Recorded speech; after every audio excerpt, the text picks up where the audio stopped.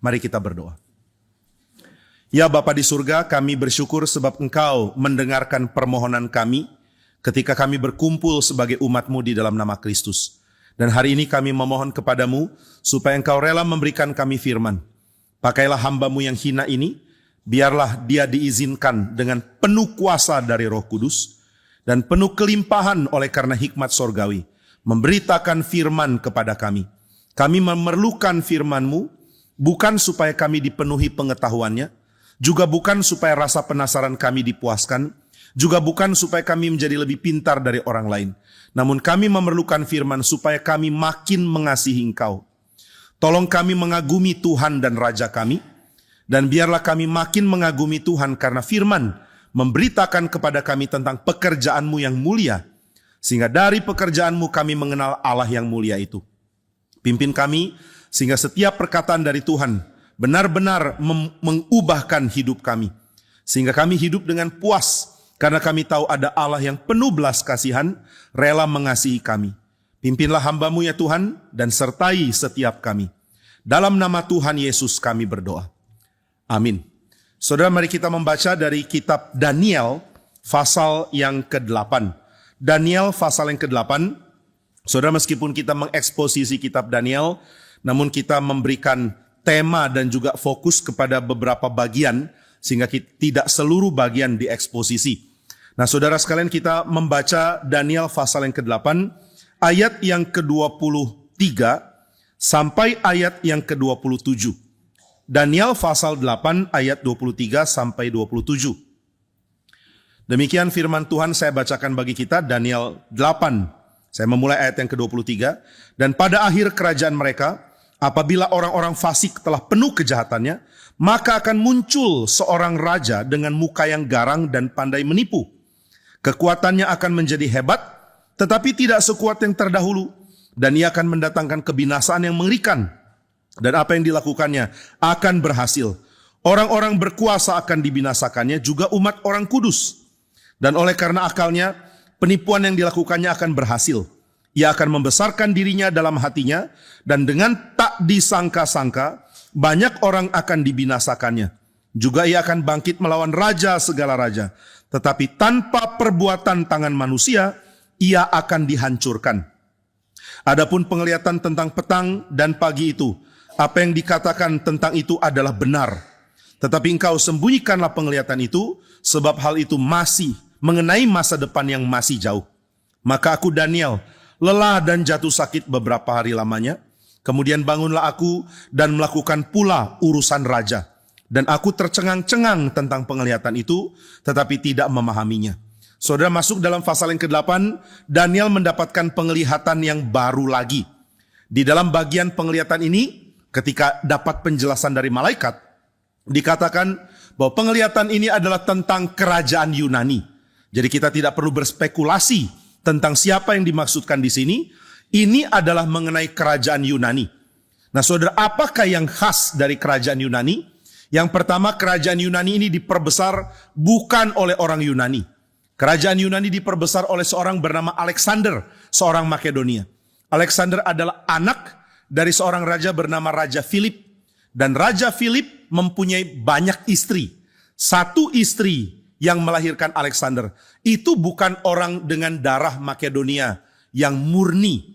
Nah, karena istrinya bukan orang Makedonia yang murni, maka Alexander sulit menggantikan Philip menjadi raja.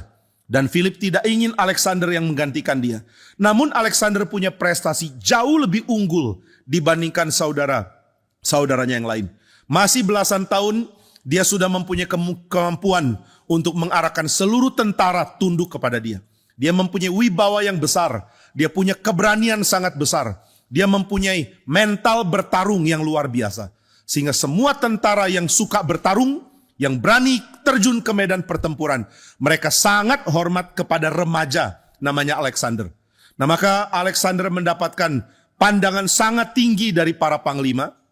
Dan mereka berharap kalau Raja Philip harus mati, Alexander yang harus menggantikan. Tapi Raja Philip tidak setuju. Satu kali ketika mereka sedang ada perayaan dan Raja Philip sudah mabok Dia mengatakan, saya tidak setuju Alexander menggantikan saya. Saya akan bunuh anak ini kalau perlu. Lalu dia bangkit, kemudian dia mau serang Alexander. Tapi dia terlalu mabok sehingga dia terjatuh. Waktu lihat Raja Philip terjatuh, Alexander menghina dia dengan mengatakan, bagaimana engkau bisa menyeberang untuk menyerang Persia? Jika menyeberang meja pun kau tidak sanggup. Ini perkataan terkenal dari Alexander karena dia tahu betapa sulitnya Makedonia menyerang Persia. Nah, saudara, Raja Philip dari Makedonia adalah orang yang punya keberanian sangat besar. Waktu dia jadi raja, niat dia bukan cuma untuk bebaskan Makedonia dari penjajahan Yunani. Jadi Makedonia dijajah Yunani, tapi pada waktu Philip menjadi raja, dia mengatakan, saya bukan saja akan memerdekakan Makedonia dari Yunani, saya akan jadikan Makedonia penjajah balik untuk Yunani. Dan itu terjadi. Dia mengalahkan pasukan Yunani dan Yunani tunduk kepada Makedonia. Ini sesuatu yang sangat besar ya. Saudara kalau mempelajari sejarah dari dunia, saudara akan sadar ada orang-orang yang penglihatannya itu penglihatan yang mustahil terjadi. Tapi kok bisa terjadi ya? Ini terjadi berkali-kali di dalam dunia. Dan kita berharap kalau boleh kita juga mencicipi keadaan di mana kita melihat hal yang mustahil kok bisa terjadi.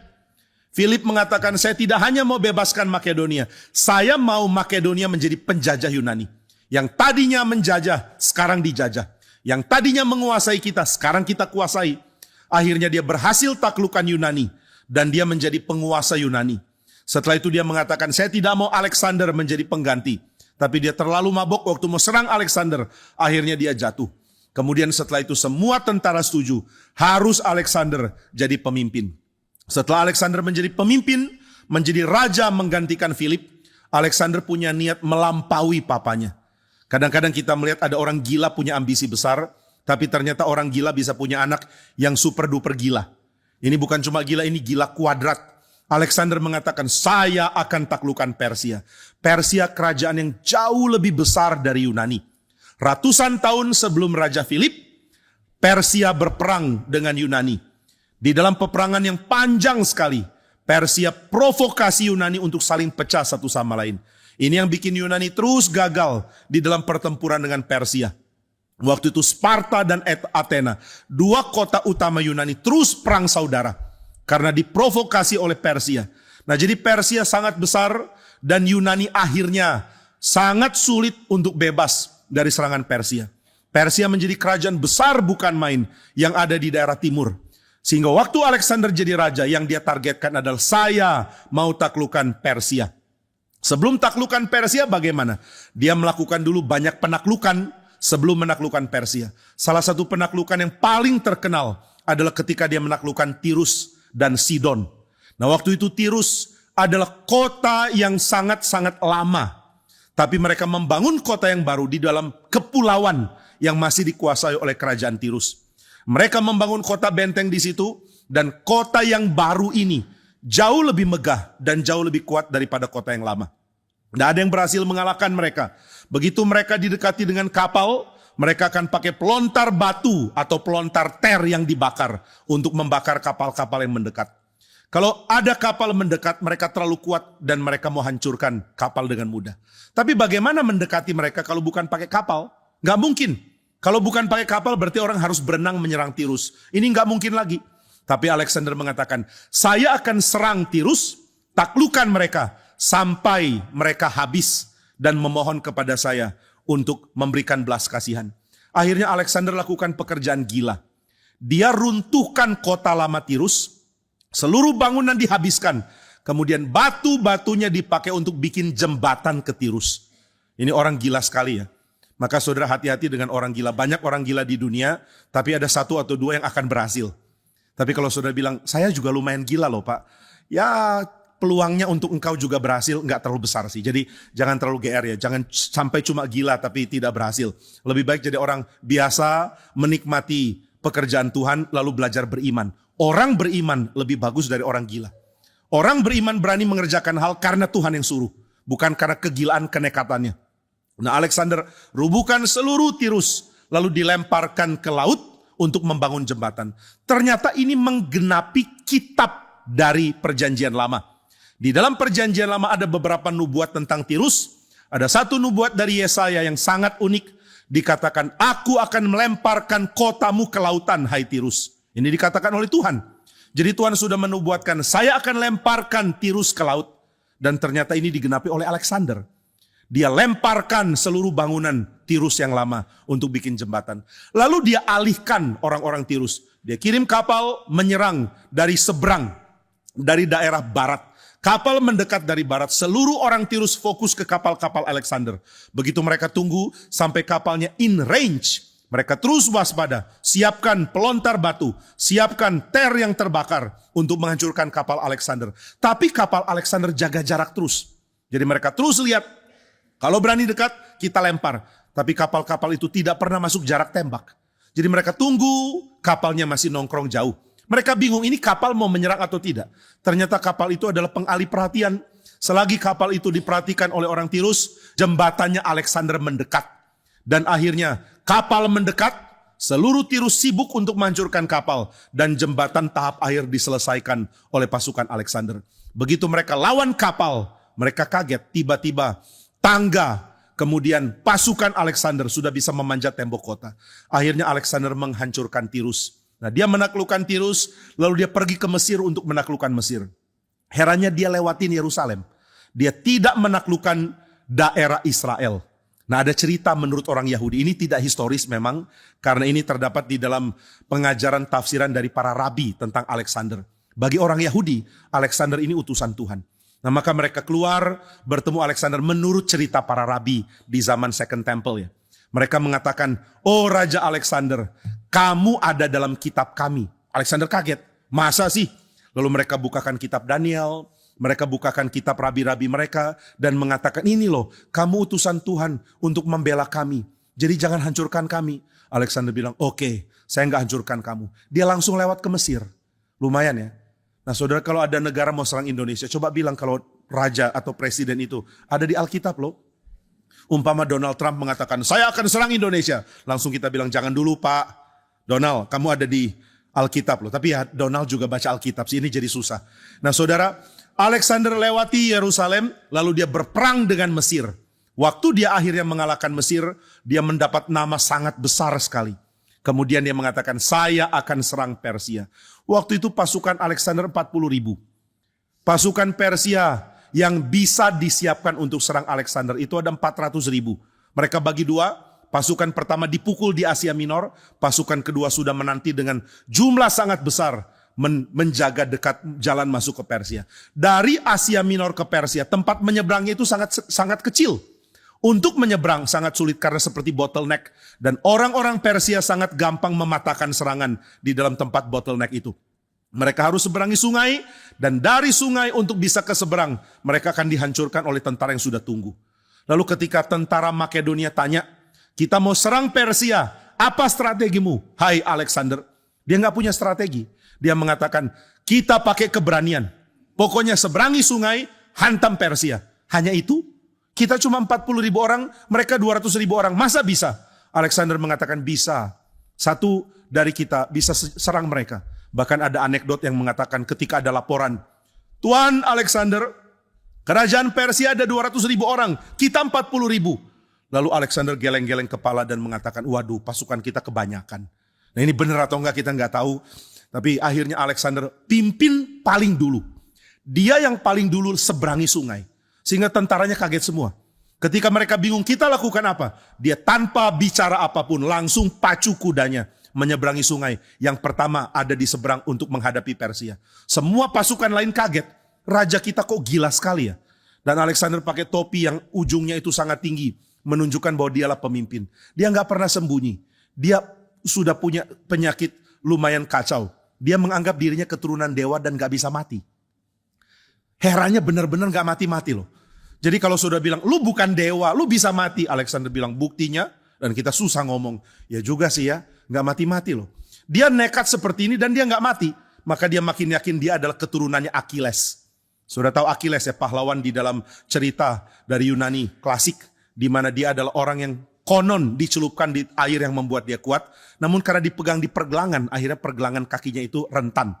Waktu dia mau dipanah, waktu dia mau dipukul pakai pedang, nggak berhasil dimatikan. Tapi ada satu orang lepas panah, kena ke kakinya, mendadak kekuatannya hilang, dia lumpuh dan akhirnya mati. Ini ceritanya. Nah jadi Alexander percaya dia itu keturunannya Achilles. Tapi ini nggak aneh sih. Banyak pemimpin Yunani memasukkan dewa-dewa ke dalam silsilahnya.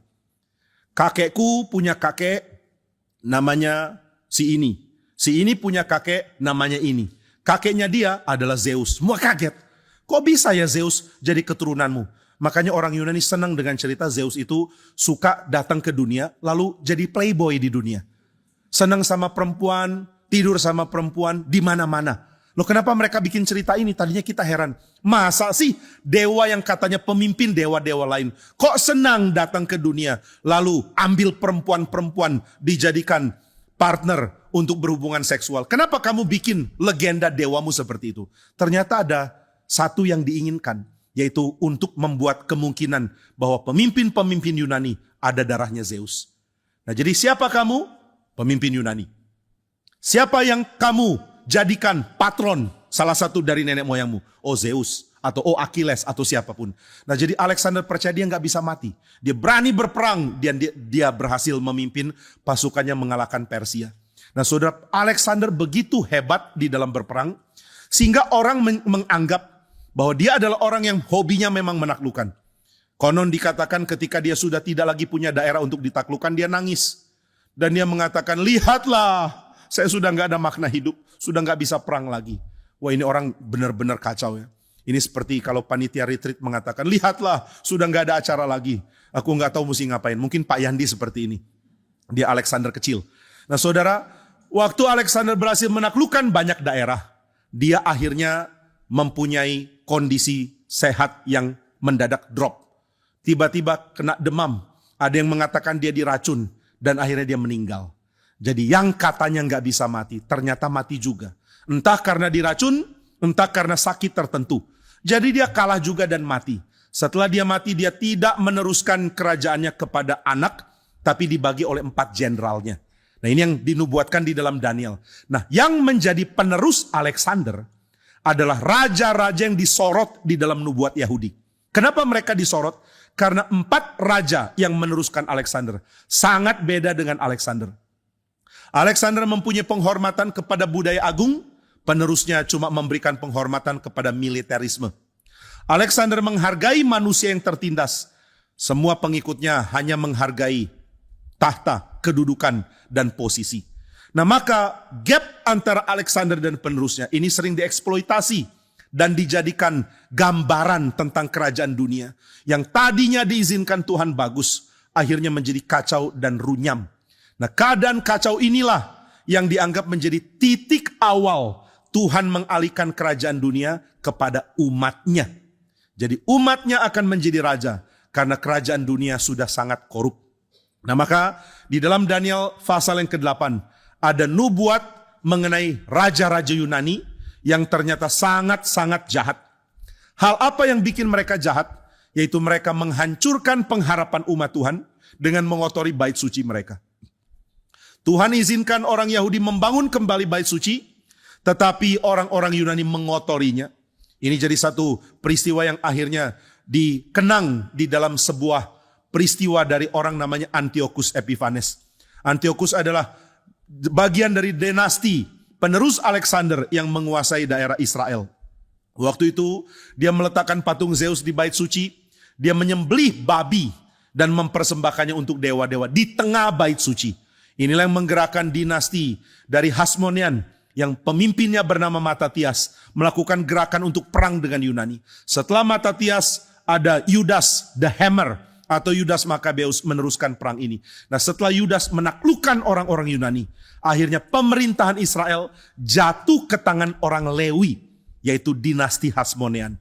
Nah inilah periode emas yang dianggap oleh Israel setelah pembuangan. Setelah pembuangan tidak pernah Israel sekuat ketika mereka dipimpin oleh dinasti Hasmonean. Ini dinasti berhasil mengambil kembali daerah Israel. Mereka menggiring begitu banyak orang-orang kafir untuk dibunuh di dalam peristiwa dari peperangan mereka. Jadi saudara sekalian, orang Israel merasa nubuat Daniel tergenapi. Dari raja-raja Yunani dihancurkan, muncullah umat Tuhan menjadi raja.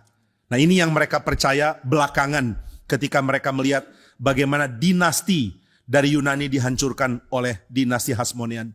Begitu dinasti Hasmonean bertahta, mereka baca ulang kitab Daniel, mereka menulis ulang nubuat dan mengatakan Daniel sudah digenapi. Karena raja-raja Yunani berakhir dan sekarang pemerintahan diberikan kepada umat Tuhan. Allah ditinggikan di sorga dan umatnya bertakhta di bumi. Terpujilah nama Tuhan. Nah, ini cara mereka menafsir Daniel. Tapi saudara, kalau benar cara itu adalah cara menafsir, maka kerajaan Allah itu cuma sebentar. Karena dinasti Hasmonean setelah beberapa generasi akhirnya berhenti. Setelah orang-orang seperti Alexander Janneus, lalu orang-orang seperti Hyrcanus menjadi pemimpin, akhirnya dinasti ini mengalami penurunan yang drastis. Setelah itu Romawi menjadi kekuatan baru dan mereka angkat seorang Edom menjadi penguasa di Palestina.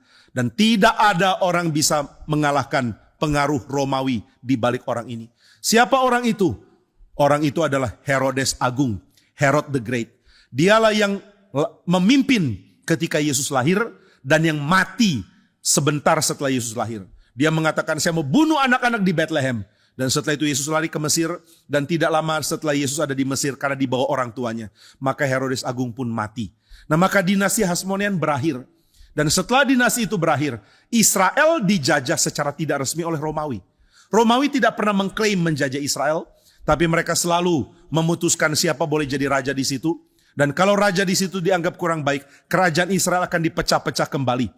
Dan hanya Romawi berhak install raja yang mereka mau. Dan untuk mengimbangi akan diutus prokonsul atau seperti gubernur tapi bukan resmi gubernur.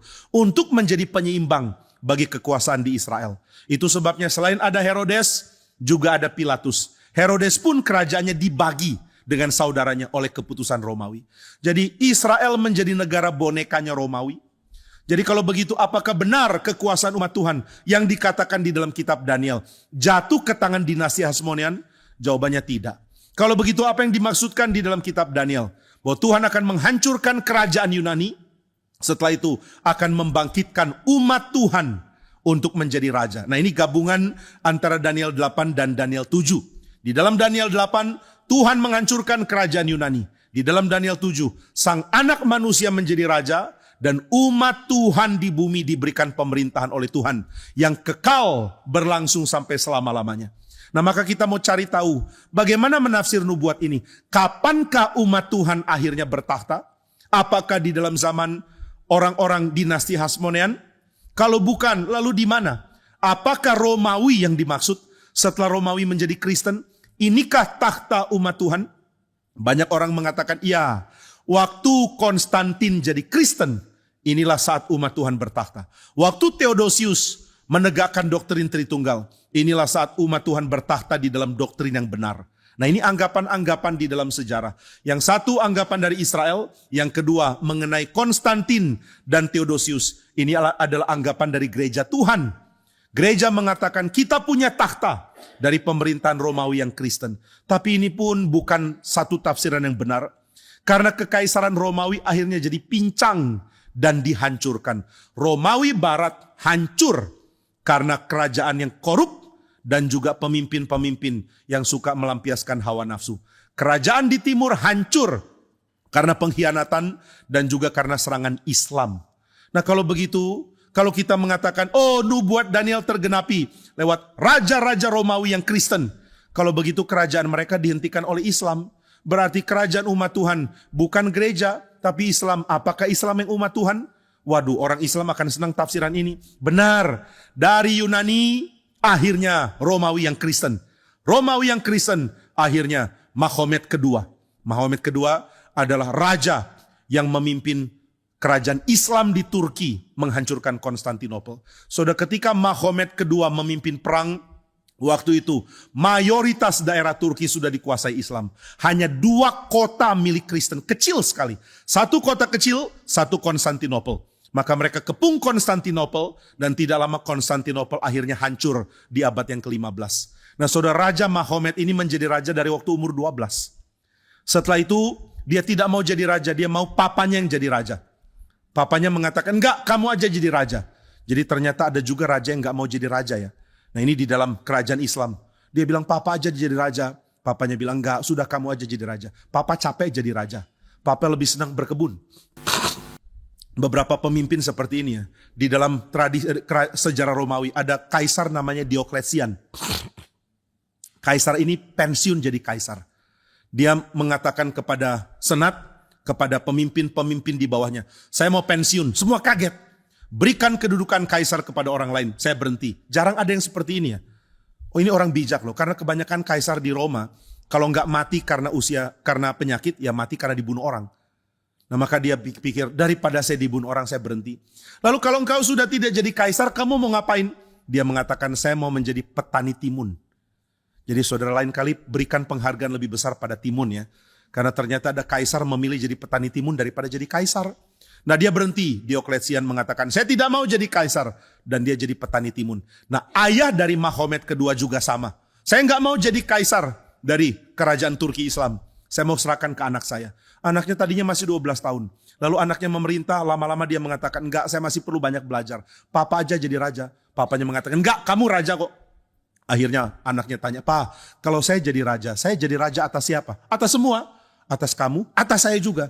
Jadi kalau saya perintah kamu, kamu akan taat. Iya, padahal kamu papaku. Iya, tapi kamu raja. Oke, kalau gitu saya perintahkan, kamu harus jadi raja.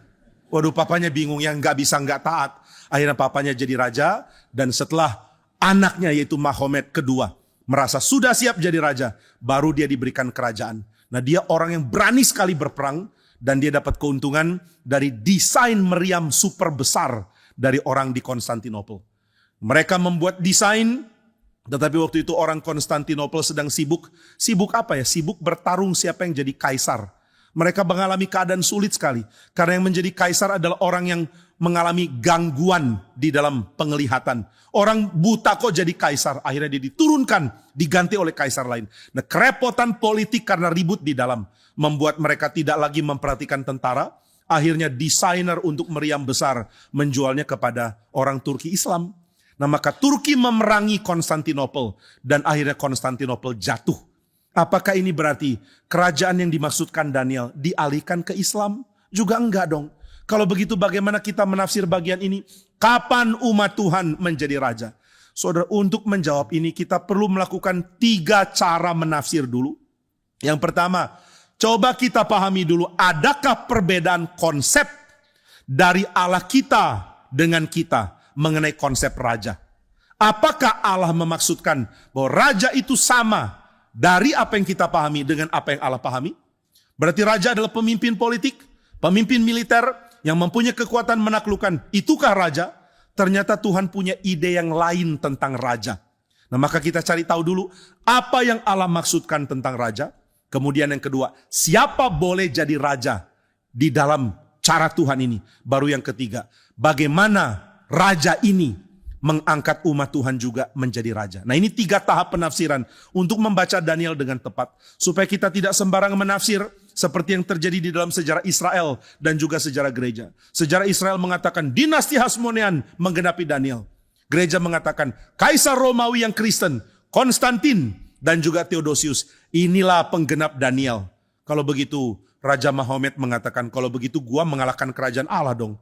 Dan ini gak benar. Nah, maka kalau begitu mari kita coba tafsirkan yang pertama. Apakah konsep raja menurut Allah? Apakah sama dengan kita? Nah saudara, di dalam Alkitab dikatakan Allah adalah raja. Yahweh is king. Elohim yang disembah oleh Abraham, Ishak dan Yakub, yaitu Yahweh. Dialah raja. Allah adalah raja. Yahweh adalah raja. Nah apa maksudnya Allah adalah raja? Nah di dalam perjanjian lama Allah adalah raja, berarti tidak ada orang atau makhluk atau apapun di dalam kerajaannya yang tidak mendapatkan damai, yang tidak mendapatkan sukacita, yang tidak mendapatkan perkenanan Tuhan. Maka Allah sebagai raja dinikmati oleh seluruh umat yang dia masukkan ke dalam kerajaannya. Berarti ketika Allah menjadi raja di dalam kerajaannya, dia tidak pernah menggunakan mode keras. Dia tidak pernah menggunakan mode murka. Dia tidak pernah menggunakan senjata. Kenapa tidak? Karena seluruh kerajaannya diperintah dengan kuasa paling tinggi.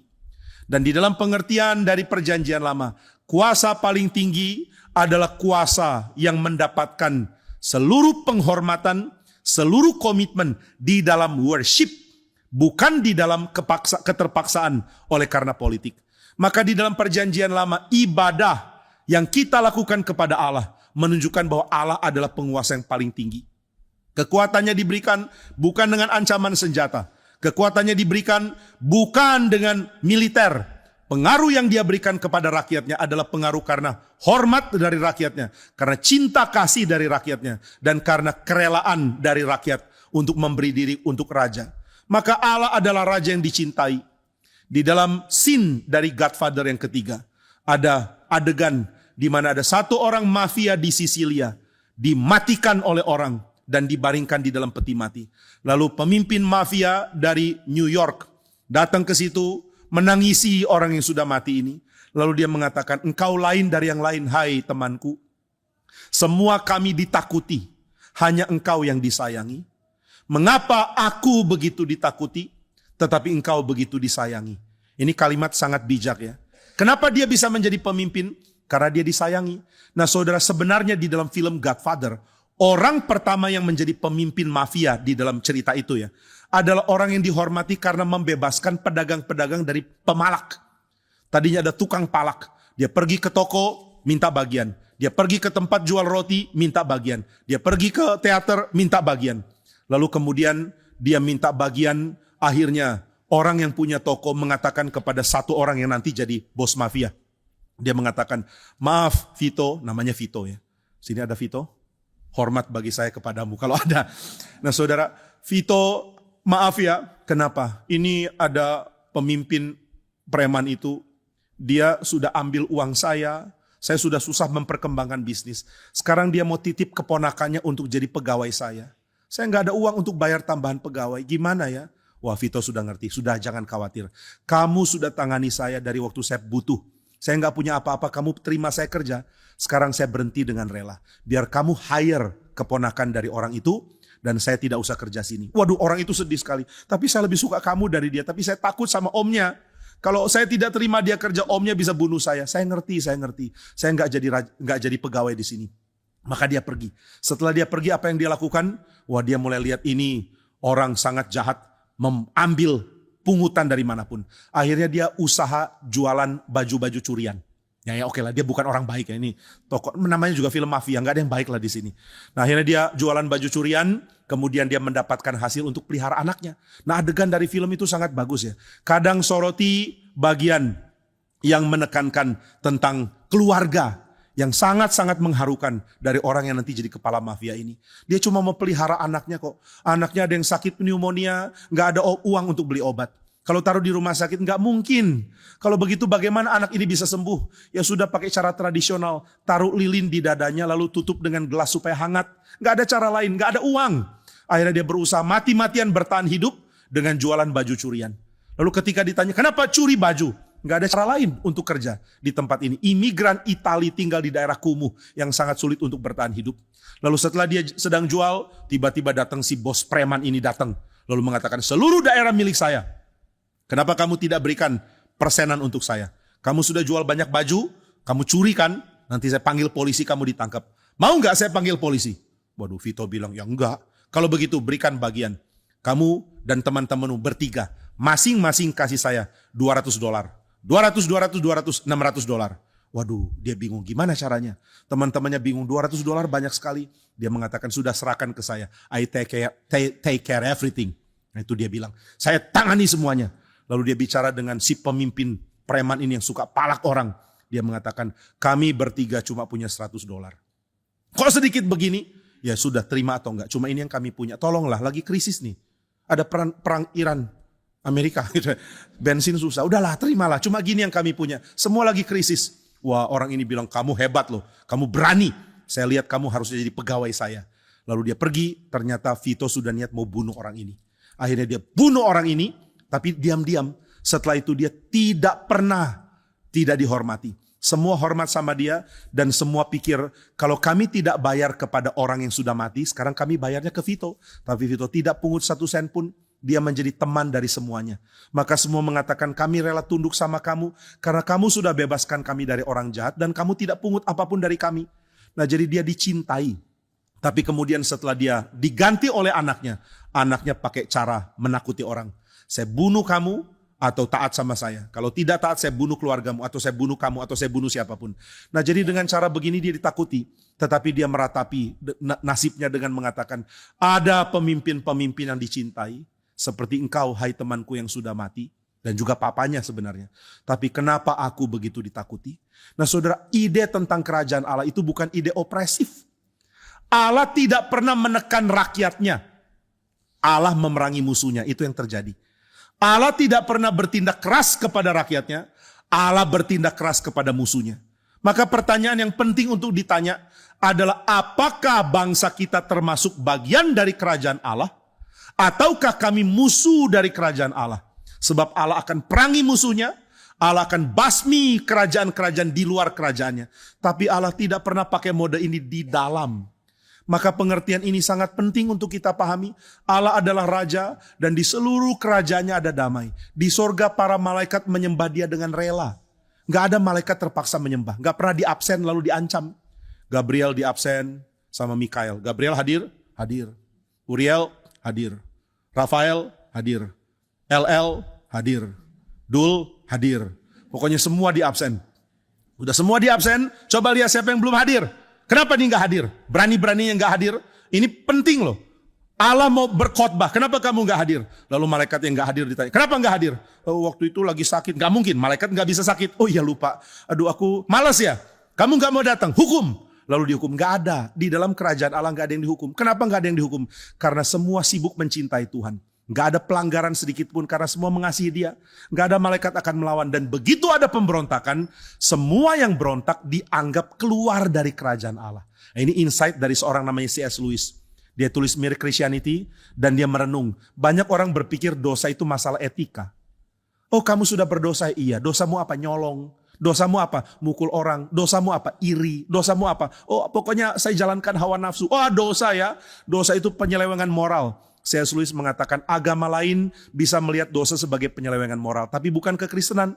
Lalu kekristenan melihat dosa itu apa? Dosa adalah tindakan melawan pemerintah. Dosa adalah pemberontakan yang membuat pemberontak itu mencabut dirinya dari kerajaan Allah. Dan menjadi lawan dari Allah. Maka ketika dosa terjadi, yang melakukan dosa itu terambil dari kerajaan Allah. Dan menjadi musuh dari kerajaan Allah. Nah ini yang menakutkan. Jadi yang menakutkan itu bukan menjadikan Allah raja. Yang menakutkan adalah kalau saya menjadikan Allah seteru saya. Nah ini konsep Yahudi ya. Kalau saya jadikan Allah musuh, matilah saya. Karena Allah akan menggunakan segala kekuatan untuk menghancurkan demi memelihara kerajaannya dan menghancurkan musuhnya.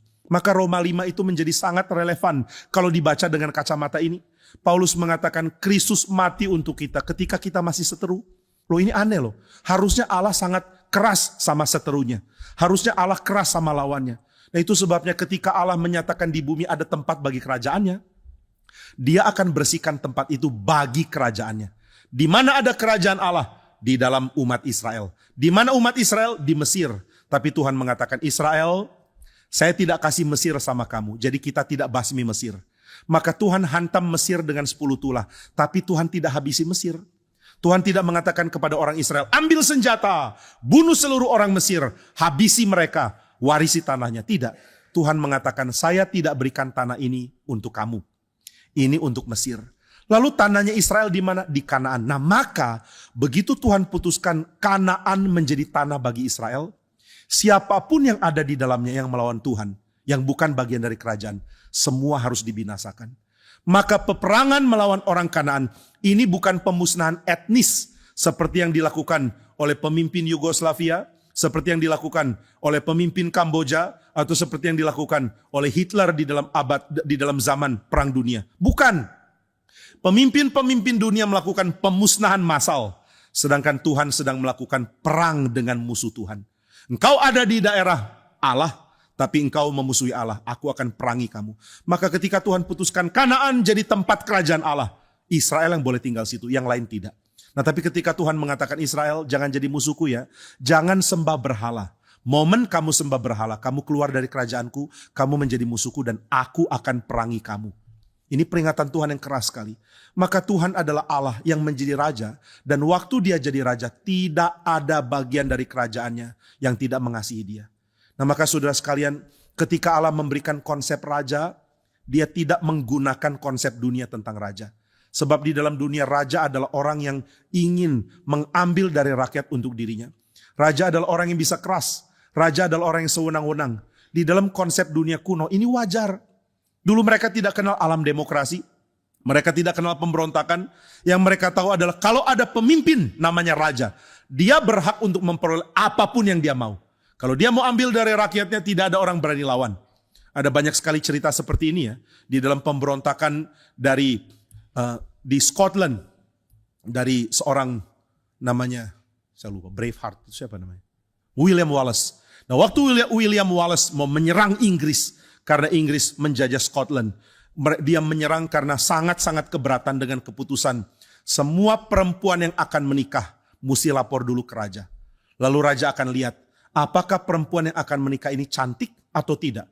Kalau cantik, harus raja yang pertama tidur dengan perempuan ini. Baru suaminya nomor 2. Wah masa begini sih? Ini perempuan menyerahkan diri kepada seorang laki-laki yang dia mau nikahi jadi suami. Tapi dia harus terlebih dahulu tidur dengan bangsawan atau raja atau siapapun yang raja pilih. Mana boleh begitu? Ini melanggar perintah Tuhan. Tuhan menguduskan pernikahan, tapi raja dengan keputusannya mengacaukan, mencemarkan pernikahan.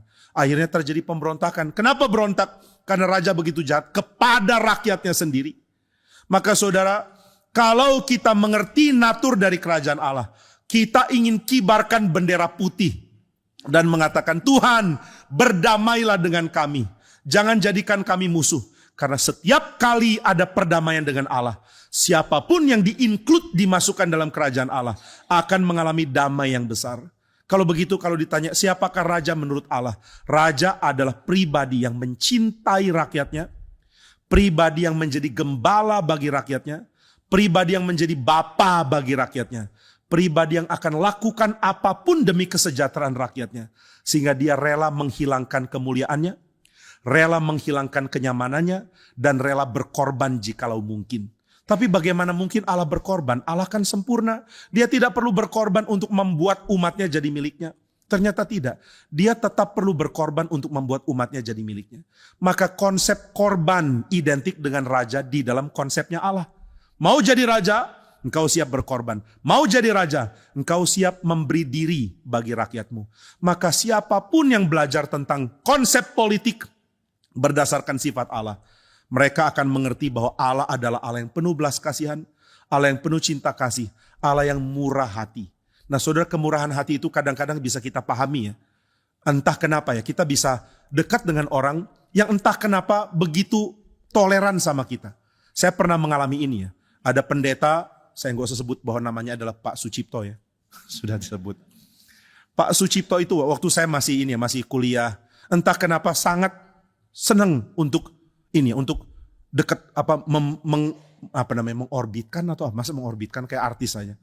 Pokoknya kasih saya banyak kesempatan. Dia mengatakan, kamu nanti kalau sudah boleh di berkhotbah ya, nanti tolong khotbah di Surabaya. Waktu itu Pak Cip di Surabaya.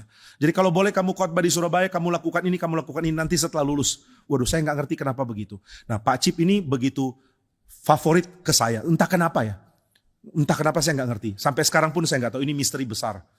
Nanti Pak Cip bilang only by grace lah itu. Nah satu kali di dalam sebuah kepanitiaan, dia melibatkan saya. Kepanitiaan NRITC. Nah Pak Cip itu termasuk orang yang keras dan juga ketat. Pokoknya kalau ada timnya yang miss, dia akan marah gitu ya. Dan rapat itu bukan marah lah, tapi dia akan tegur. Rapat dilangsungkan dengan sangat spesifik. Dia atur pekerjaan orang-orang dengan spesifik, lalu dia minta orang-orang bisa memberikan laporan. Nah saya adalah tim untuk mengatur ringkasan khotbah. Jadi saya yang atur pengetik-pengetik, lalu nanti saya yang akan compile dan kemudian hari terakhir buku ringkasan khotbah hari pertama sampai ketiga sudah jadi. Nah, ini harus kerja cepat ya. Jadi saya terus begadang karena harus compile ketikan-ketikan dari rekan-rekan pengetik yang lambatnya bukan main. Lalu saya bingung kenapa lambat ya? Ternyata ada yang pakai cara yang itu ya. Dulu kan ada pencet huruf apa langsung otomatis jadi kata apa. Jadi pakai kata itu. Ternyata banyak errornya. Oh, dia perbaiki satu-satu jadi lama sekali. Akhirnya orang kirim ke saya ketikan-ketikan seluruh sesi jam setengah 12 malam. Seluruh sesi ketikannya dikasih ke saya setengah 12 malam. Baru saya mulai edit satu-satu, saya ringkas satu-satu. Selesai jam 2. Aduh, jadi panitia itu stres. Jadi saudara yang kemarin panitia retreat lalu mengatakan, stresnya jadi panitia, aku tahu perasaanmu. Jam 2 baru tidur, itu pun gak bisa tidur karena masih khawatir ada yang salah gak ya. Ringkasan-ringkasan ada yang salah. Kemudian kadang-kadang besoknya periksa lagi, banyak yang ngawur. Saya baru ngerti loh, kalau orang ngantuk itu ketikan bisa ngawur.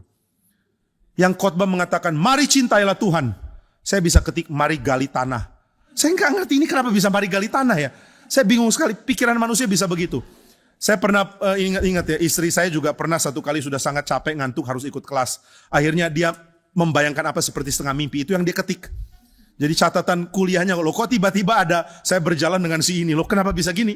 Masih mending kalau aku sedang berjalan dengan Tuhanku, ini enggak. Jadi saya periksa catatan saya kaget, ini kenapa bisa muncul menggali tanah, kenapa bisa muncul tanam pohon, apa saya lagi ingin makan durian atau apa, saya nggak ngerti. Ini ketikan kok jadi begini, saya jadi khawatir, saya periksa lagi, akhirnya nggak konsen dengar sesi. Hari kedua lagi-lagi kerja sampai jam 2 dini hari. Hari berikutnya lagi-lagi kerja kacau. Akhirnya saya sudah compile, saya serahkan waktu itu ke Pak Tim. Pak Tim tugasnya adalah yang turun dari Kinasi untuk print di daerah Bogor. Jadi itu tugas dia. Nah dia dapat file dari saya lalu dia print. Setelah itu ketika print sudah ada untuk hari terakhir dibagikan, saya coba lihat celaka. Saya kasih file yang salah-salah itu. Yang ada menanam pohon apa segala, matilah. Dan ini sudah dicetak dan akan disebarkan. Saya panik sekali. Lalu sebelum sempat saya cegah sudah disebarkan. Langsung protes bermunculan ke Pak Tong. Pembicara-pembicara yang protes, Pak Tong saya gak pernah ngomong ini loh Pak Tong. Masa munculnya begini? Dan Pak Tong marah-marah dari mimbar. Panitia sudah bikin khotbah-khotbahnya jadi kacau. Aduh saya kena. Lalu Pak Cip kumpulkan kami semua. Wah saya kena ini. Kemudian dia mulai evaluasi satu-satu. Kamu bagaimana, ini bagaimana? Lalu tim acara.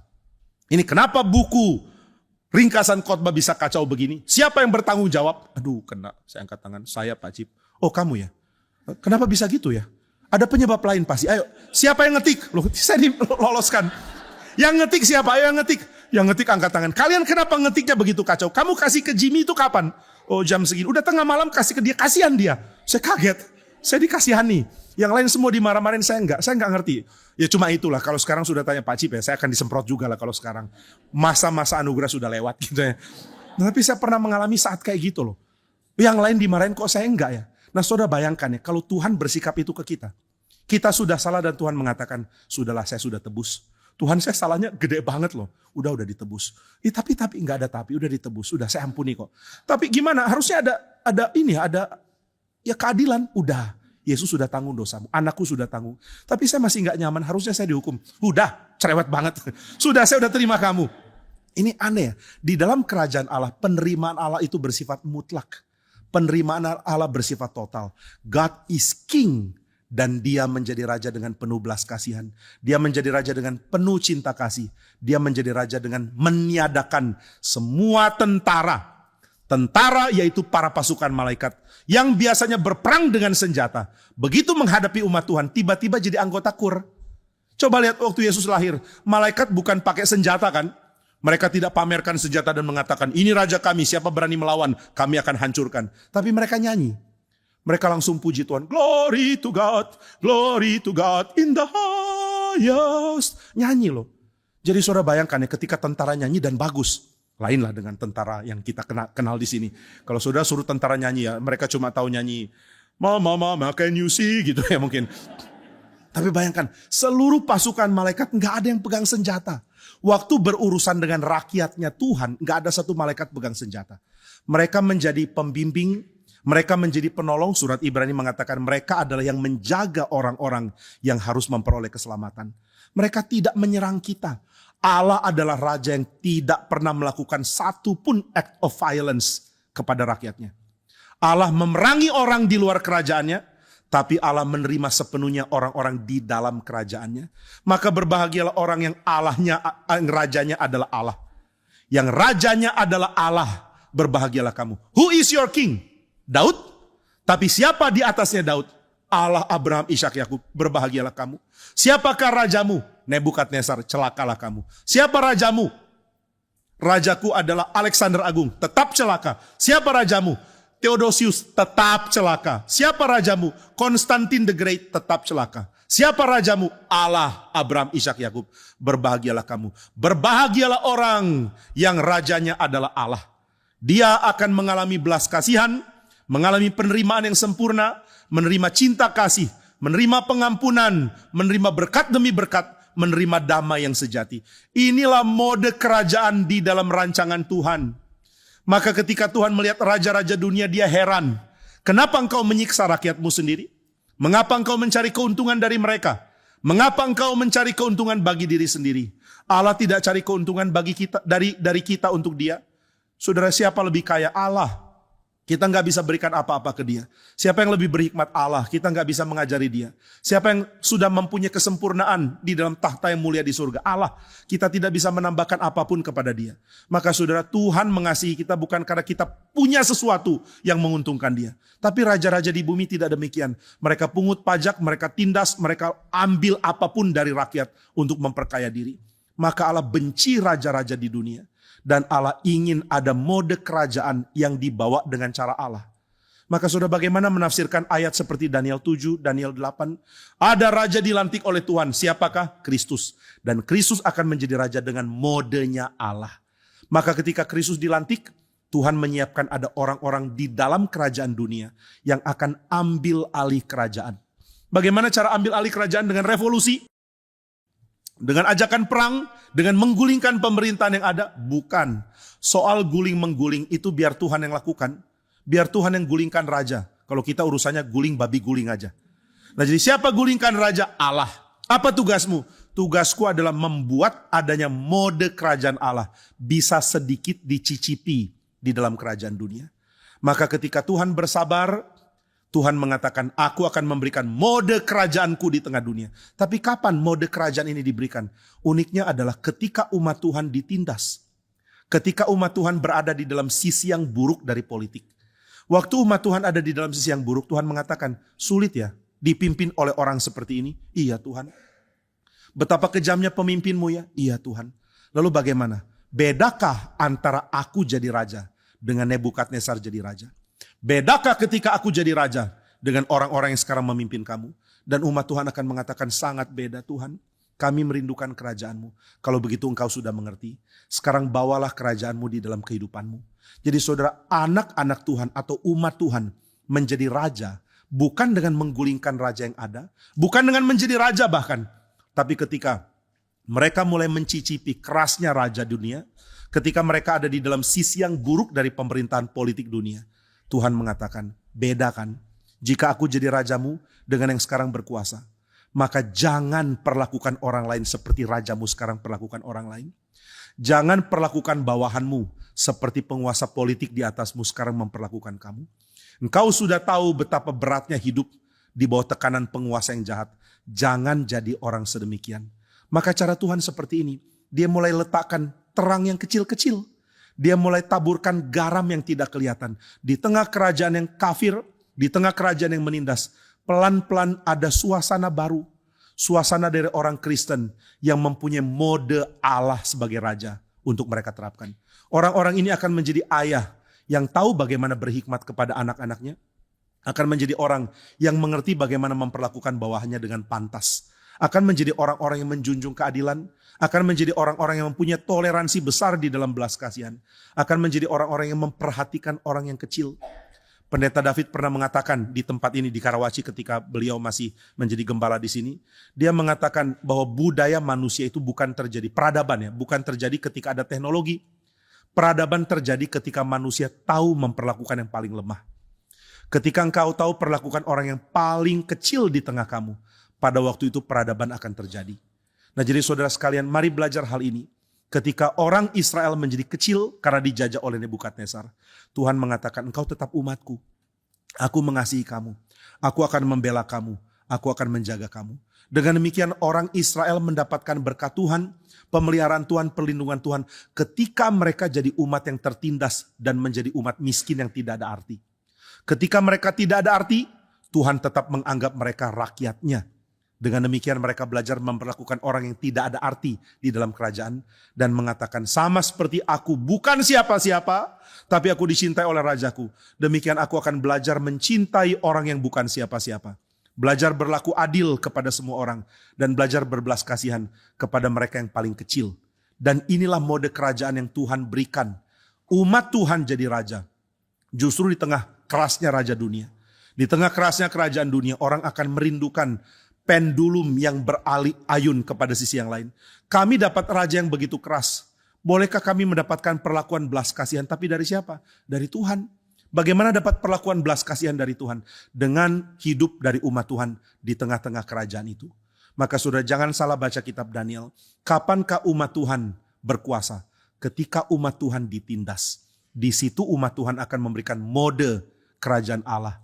Dengan cara yang ekstrim dan dengan cara yang sangat efektif.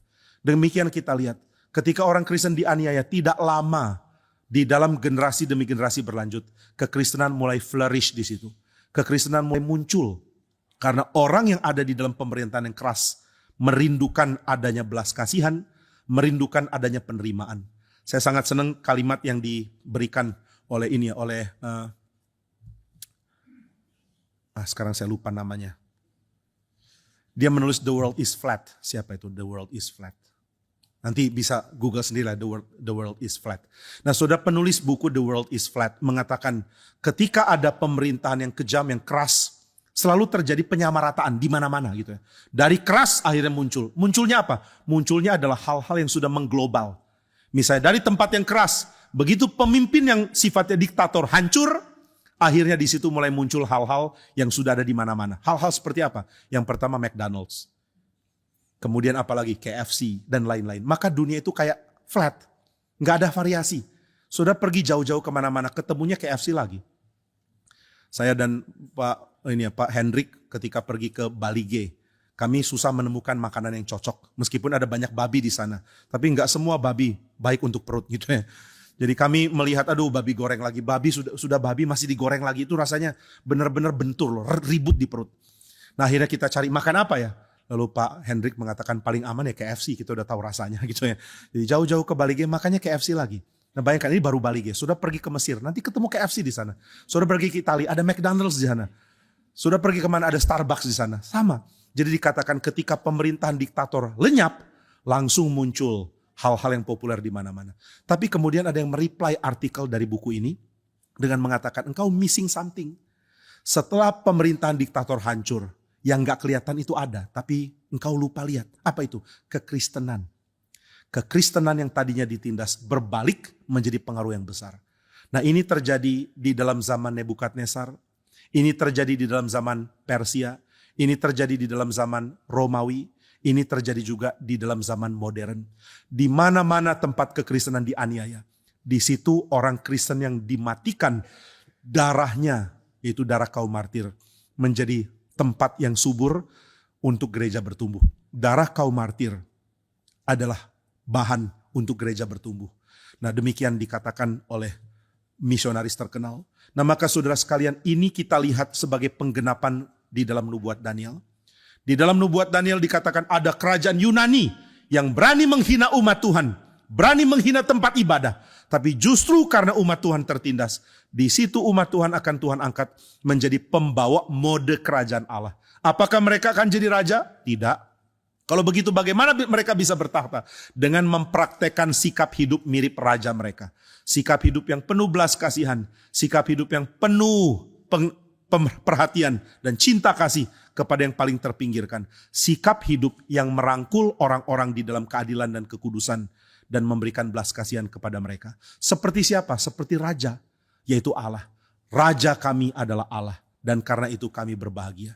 Nah kiranya Tuhan memimpin kita mengerti natur dari cara umat Tuhan bertahta.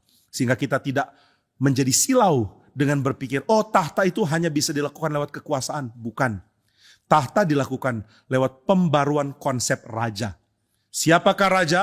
Raja adalah yang berbelas kasihan kepada rakyatnya dan berperang kepada siapapun yang akan menghancurkan rakyatnya. Nah inilah yang menjadi konsep yang dibawa di dalam kitab Daniel. Dari sini kita sudah lihat 3 hal. Yang pertama, Allah adalah raja, mode kerajaannya adalah mode kerajaan penuh belas kasihan. Lalu yang kedua, di dalam mode pekerjaan yang penuh belas kasihan, Allah mengangkat seorang raja, itu Kristus. Dan dia bukan menjadi raja dengan mengambil tahta lewat militer. Dia menjadi raja dengan cara menyelamatkan yang paling kasihan dengan memberikan dirinya.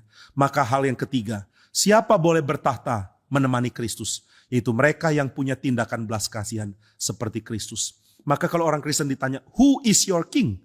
Siapakah rajamu? Kita mengatakan, Sang Kristus, dialah raja kami. Bagaimana cara dia menjadi raja? Dengan memamerkan mode kerajaan Bapaknya. Yaitu dia memberi dirinya menjadi korban di atas kayu salib. Membeli lunas satu persatu setiap orang untuk masuk ke dalam kerajaannya. Maka bagaimana kita bertahta? Seperti Kristus. Di mana tahtamu? Ketika salib menjadi tempat di mana korban darah itu dicurahkan untuk menebus banyak orang. Disitulah kekuatan paling besar untuk kekuasaan di dalam modenya Tuhan dipraktekkan. Biarlah kita menjadi orang-orang yang meneruskan kerajaan Kristus di tengah dunia. Jika bangsa ini membuka telinga untuk pengajaran kekristenan, mari ajar bangsa ini segencar mungkin. Adakan seminar, adakan kebaktian, adakan apapun untuk memberikan pengaruh di tengah bangsa ini. Tapi jika bangsa ini beralih menjadi bangsa keras, menindas kekristenan, jangan takut.